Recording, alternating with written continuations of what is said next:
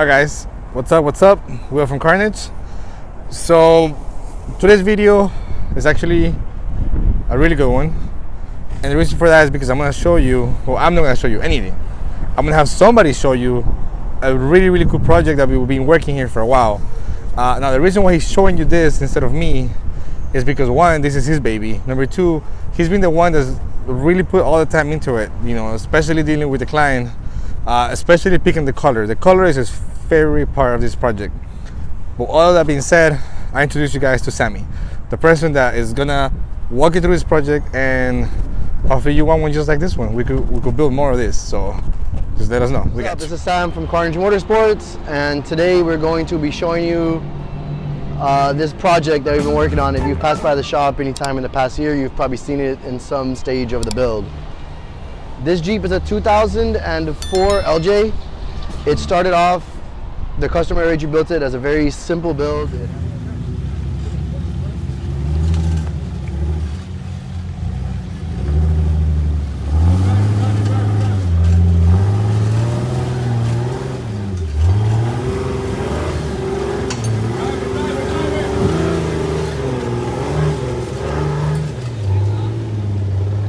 Very simple build. It had Dana Ultimate 60s front and rear, had a rock crawler long arm, had a minimal stretch, like a 2-inch stretch or so, Generite armor all around, coil springs. I think it had Radiflow shocks.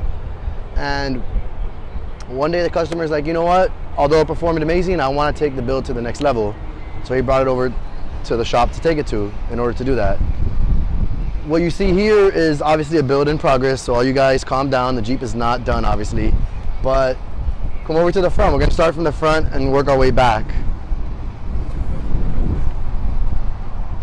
The suspension on this Jeep is all custom, wide open design, 2.5, 2-inch links, depending upper, lower. It has Heim joints all around. It has aluminum steering, has a 2-inch tie rod, has a I think a 1 3/4, 1.5-inch drag link and track bar. Take a look. The real estate is surprisingly very tight in this Jeep because the amount of flexes. So even with the rear mount PSC hydraulic ram assist, WFO custom arms on that side, which gives you a double-ended ram on this side, double-ended arm on this side, so the ram could be done there, and the drag link could be on this side. It has 14-inch coilovers, front and rear, Kings. The springs are just temporary. I know they clad with the Snazberry. To be honest, everything clads with Snazberry because it is a disgusting color. But those are going to be changed. They're probably going to be either like a chrome color or a Snazberry color. PSC box, Generite pitman arm. Do you want to talk about the way we mounted the box with the kit? So this Jeep has a TNT front stretch kit, which normally the steering box is clocked in this range, which if you could imagine the pitman arm is here, would lift it up, pushing the pitman arm back. What TNT does is you weld these plates in on both sides, brings the steering box down, and in turn brings the pitman arm down. It allows you to get around 3 inches. We did a little bit of custom work on this, and we have around 5-inch total stretch in the front. We hit up our friends at East Coast Gear Supply, and while the customer never really had a big problem with the Dana Ultimate 60s, they're a great choice for most people, he wanted the biggest axles he could get. This axle here, front and rear, but we'll start with the front, is a 14-bolt custom housing done by East Coast Gear Supply with a full shave. So not is it a 13-bolt where they take off around 1 inch, this is around 2 inches taken off. There's a 1/2-inch plate welded down here, and the actual ring and pinion, or in reality the ring gear, needs to be shaved down. It has an ARB locker, 40 spline, chromoly shafts with the super joints. I think they're CTM. I think they're 1550. Has reed C's, reed knuckles, all Artec brackets. We hit up Artec for everything. So the truss, the bracketry, all the control arm mounts are Artec. It actually has Super Duty unit bearings on the outside, so it's easy to work on, quick to work on. So from here on out, it's an 05 plus Super Duty. Here on in is all custom. The rear, we'll go to the rear, we'll finish up with the suspension. The rear is the same thing, East Coast Gear Supply, 14 bolt with, again, the full shave. It has 538 gears, ARB locker, 40 spline. So it has the big hub, the big bearings, and R-Tech truss with all of the brackets. That's a big Generate gas tank, isn't it? It has the Generite gas tank, the one that allows for a stretch, and that one's been pushed back as much as possible. You have, again, 14-inch King coilovers with the remote reservoir, King bump stops, front and rear, which have been Frenched into the frame. These are just, you know, we have to add bump stop pads, but right now that's the base that's threaded, so we can add whatever pads need to get added. The front is stretched around 5 inches. The wheelbase in the rear is also stretched around 5 inches. So unlike most LJs, when they stretch them and they just stretch the rear 10 inches, and in my opinion, it looks funny, this is a more moderate, more factory looking. And it's more functional because you get better departure and approach. Exactly. It's, I know the paint looks a little weird here, but it does have Genrite panels that go here, the Genrite sliders that go here with the custom boat sides. Rather than hammering the actual tub, as suggested by Generate, we actually cut everything down, seam welded it, and then seam sealed it. So now it's all sealed, it's not hammered down, it's cut cleanly, and the both sides go here and they cock in like that. It also has a Genrite panel that goes here. So out of this whole body, when it's done, the only thing you're gonna really see is this little portion right here.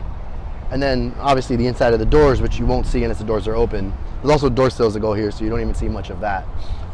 The whole interior, which it is a work in progress, we are currently in the wiring stage, so there's wires, has been Linexed. We installed the Genrite floor for the fuel pump, so when the fuel pump ever has to get accessed, we don't have to drop the fuel tank. All of this has been installed as per Genrite, seam sealed, so it's good. When you put the cap on, it all seals. We also made custom covers for the coilovers. So this is all enclosed now, so the tub should retain its NVH issues or lack thereof, and you're also going to get a little more structural rigidity because it's actually 1/8 inch steel, all plated and boxed in. It all is also welded in and then seam sealed as well. So that's actually stronger than it is from the factory. You want to talk about the cage tie-ins and the bar? We also did a custom bracketry for the anti-rock. This is just a mock panel. We have a brand new one here. So we used some DOM tube. We custom made this bracket here. We slid that in, and then as you can tell, this is mounted in front of the axle, which so it goes down and follows the same arc as the axle when you're flexing. It also has the same angle as the coilover, and it, you know, fits in there well with that. The other side doesn't have that bracket right now. Unfortunately, a lot of it's going to get covered because when the armor comes in, it's going to go into around back here. So a lot of that niceness is going to get covered. You will see unless you're flexing. Which you'll be flexing a lot of people with this Jeep. Yeah. This is the interior so far. It has a Genrite cage with a lot of little custom touches added to it. It also has a Genrite tie-in, which would tie into which is one of the panels right here. Then there's another one back here, which is welded on. That's tied into the frame is there as well. So it has a 4 points of tie-in, and it's a 6-point cage. 2 back there, 2 here, and 2 here. It does retain the factory style, so it has the bent plate here. It does not have the tube because the customer wanted to keep the factory dash. You want to talk a little bit about the dash and the power plant? Yeah, we'll get to that in a second. It's gonna have a Genrite center console. It has Corbeil seats. It's gonna have a Genrite center console. I don't know if I just said that. Genrite steering wheel. So now, the motor, which a lot of people are probably interested in. This is a 5.3 Gen 4 aluminum block LS. If I'm correct, it's an L33. It's the motor that came out of a Trailblazer SS. It has a mild cam in it, and we hit a Holley for everything else. So right here you have the whole Holley mid-mount kit, which keeps everything nice tucked in. You need that because with the coilover towers here, a normal accessory drive will hit, not leave you much space. So you have a Sandin air compressor, Holley alternator. This is a PSC pump. It's actually custom. They're not supposed to work together, but we made that work. Holley water pump, Holley thermostat, Holley crank pulley. We also went with the Holley 102mm sniper throttle body to get more air in. It has Sanderson block hugger headers to get the air out. We also went with the Holley valve cover kit, which kind of makes it look a little bit more like the small block. The customer's an older gentleman and he likes that small block Chevy look. So we hide all of the ignition coils with this. Has a fuel rail. All of the lines on this are AN fitting, steel braided lines. So the fuel line here, these obviously are not fuel line, but they're all hidden. So all of the lines on this motor look very similar. You even have the line for the hydraulic, the vacuum line. This is a UPR catch can, custom bracketry made with a remote drain plug, which goes down here. So when your catch can gets full, you just hit that, drain it out, and close it. Wiring, electronics. This is using a Holley Terminator X EFI system Max. Holley Terminator X Max EFI system. So everything is controlled by Holley. We did the best we can. This is not a show Jeep. So, you know, you do see some wires. We didn't do a full wire tuck on it, but the factory wire harness, both engine and interior, have been cut down. Every circuit that is not used has been taken out. I think it went from 10 total relays to 3 total relays.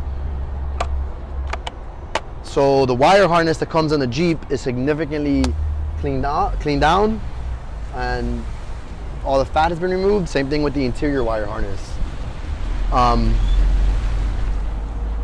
We hit up Holley and we got a Earl's grommet to run all the wires through. Everything is clean. This Jeep also has a firewall shave. So all of the unnecessary bolts, all the unnecessary holes in the firewall have been removed. Normally there's an ECU that goes here, and that has been removed, obviously, because the ECU is going to get into the interior. I'll show you that in a second. All of those holes have been shaved. All the holes here have been shaved. We chose not to go with a full wire tuck and hide the wires. We could have ran the wires in here, just because this is a Jeep that's going to get used. It's not a show build. Yeah, but we want to keep it functional in case something happens in the trail. So when you have to modify something, if you have to change something, it's easier to access the wires. This has low car throttle cable, low car oil dipstick, which is O-ringed, and low car transmission dipstick, which is O-ringed. So in the event that there is a rollover, an unfortunate event like a rollover or whatnot, those do remain sealed, so you don't get oil or fluid extrusion. Check it out. So follow over here. This is just a work in progress. We need the inner fenders to be able to mount that. So the ECU is going to be accessed where the passenger airbag is. There's no longer a passenger airbag. So this is quick release. You just clip up here and you flip this down. The ECU is going to be here, so all of the access to the diagnostics and everything you're going to need is going to be here. Is the OBD2 connector going to be there as well? It doesn't have OBD2. With the Holley, everything is done through the digital dash. So okay. This Jeep is actually going to have a 12-inch Holley digital dash, the Pro. Okay, cool. So the interior of this Jeep is going to look like a new Audi or a new Mercedes. You have a 12-inch digital dash. There's also going to be a 7.1-inch double DIN radio that goes here that matches up to the Genrite cage. So you're going to have all your diagnostics. There's also going to be two. There's going to be the Holley 12.1-inch digital dash. There's also going to be the 3-inch digital dash, which we're not sure where we're going to mount it. It's either going to be on the center console or in here. And that's going to be able to have its own separate set of gauges as well. So you're going to be able to know everything about the engine, fuel pressure, oil pressure, knock retardation, O2, all of that through that. And this has a GPS speedo, so the speedometer is going to be accurate. Fuel level is done through the Holley. Everything's done through the Holley. So that's gonna, these are the only wires for the ECU. These are gonna be, hidden in here.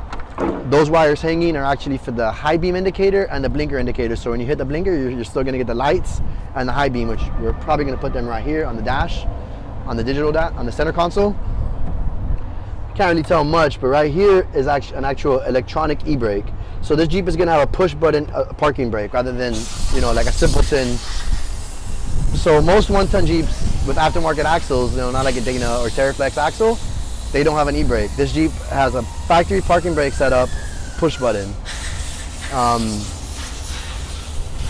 think that's pretty much it. I don't know what else. Is there any questions you have, Will? Yeah, so I have a couple questions. First, the first is, are these the tires and wheels are going to stay on this Jeep? No, so these are the mock wheels. These are actually sticky crawlers. They're what he used to have.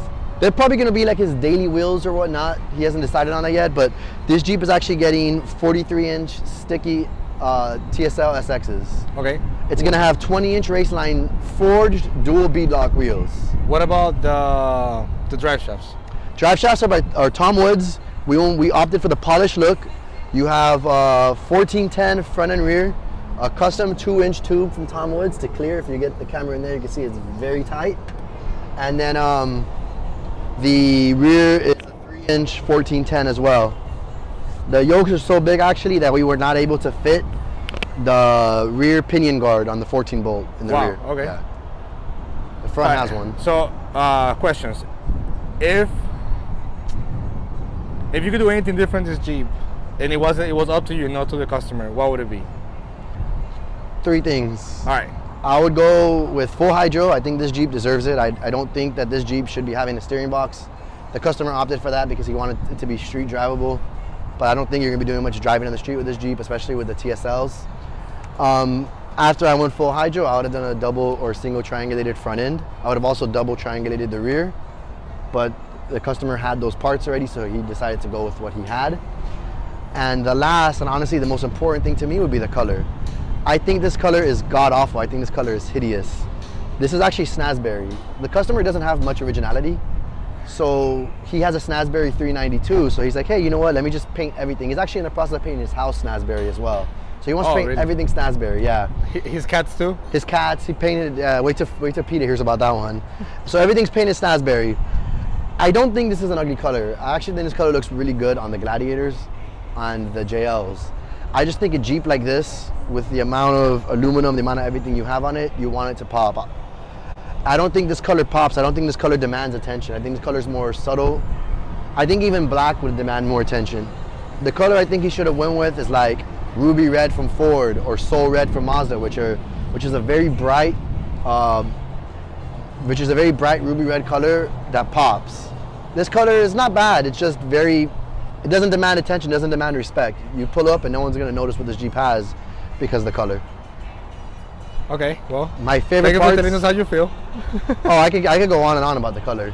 My favorite parts on this Jeep would honestly be the electronics, the whole Holley system. I think it's amazing. I think it's gonna look amazing once it's all installed with that badass 12-inch digital dash. Yeah, it's gonna look pretty sick. How the ECU learns. So the ECU learns on the fly. So whenever it comes time to tuning, it's a little bit, I don't want to say easier, but it's a little bit more simple to do the tuning on it. And do you think we see this on the dyno? Yeah, we should be able to see it on the dyno. Okay.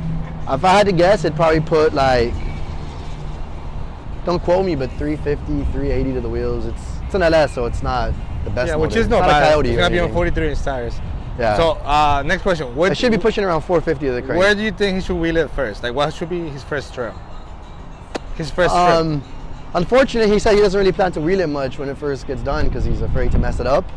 But I would probably think the best place for this to go first would be Moab. It's going to be very pretty. There's been no expense spared when it comes to the aesthetics.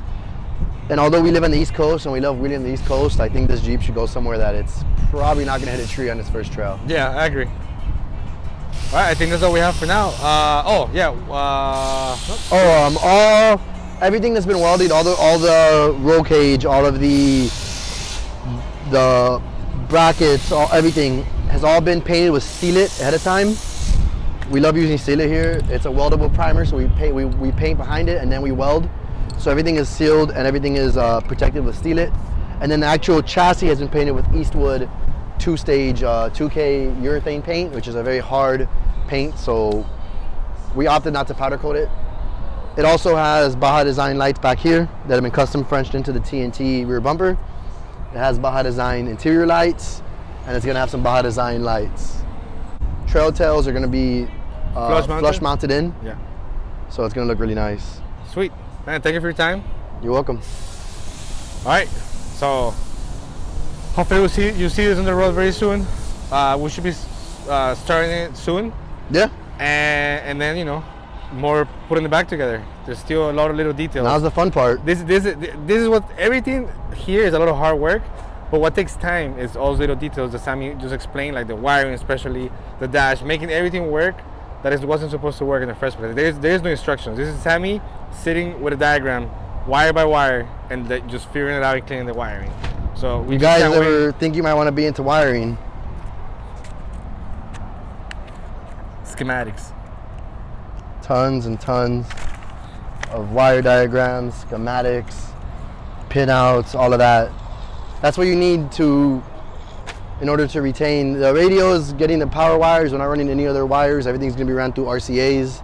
So it's gonna maximize the sound. And the whole point was to get it as naked, as bare as possible. Like you literally only have these 4 wires, one of them is a ground. So if anybody were to ask, this is more of a buggy than a Jeep, technically. No, because he didn't do what I wanted, like the hydro assist and everything, I would still say this is a Jeep.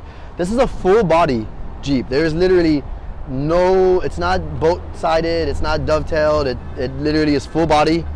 Full body, full grill, stock radiator, factory stock dash. steering box. Yeah. So I So would it's a say, Jeep. yeah, I would say this is more Jeep than buggy in my opinion. But obviously some people are gonna have different opinions, but It's a buggy lander. it's gonna have a pillar as well.